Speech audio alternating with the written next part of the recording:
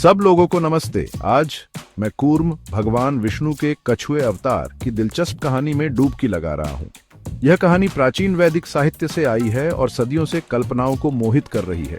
कूर्म, जिसका अर्थ है कछुआ, विष्णु का दूसरा अवतार है। एक विशाल कछुए की कल्पना करो जो पूरी पृथ्वी को सहारा देने के लिए पर्याप्त मजबूत है। वो हैं आपके कूर्म। तो चलिए शुरुआत करते हैं। समुद्र मंथन की कथा में देवता और राक्षस मिलकर क्षीर सागर का मंथन करते हैं। उनका लक्ष्य अमृता का अमृत प्राप्त करना। लेकिन यहाँ एक बात है, समुद्र मंथन के लिए उन्हें एक ठोस आधार की आवश्यकता है। यहाँ आते हैं कूर्म। विष्णु मंदरा पर्वत को मंथन दंड के रूप में इस्तेमाल करने के लिए इस विशाल कछुए में बदल जाते हैं।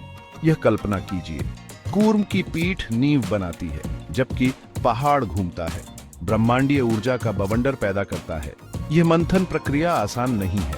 यह एक बहुत बड़ा प्रयास है जो अच्छाई और बुराई के बीच अनंत संघर्ष का प्रतीक है। जैसे ही समुद्र मंथन होता है, दिव्य अमृत सहित कई खजाने निकलते हैं जो अंततः देवताओं के पक्ष में तराजू को झुका देता है। कूर्म की भूमिका महत्वपूर्ण है। उनके समर्थन के बिना पहाड़ डूब जाता और ब्रह्मांडीय प्रयास विफल हो जाता।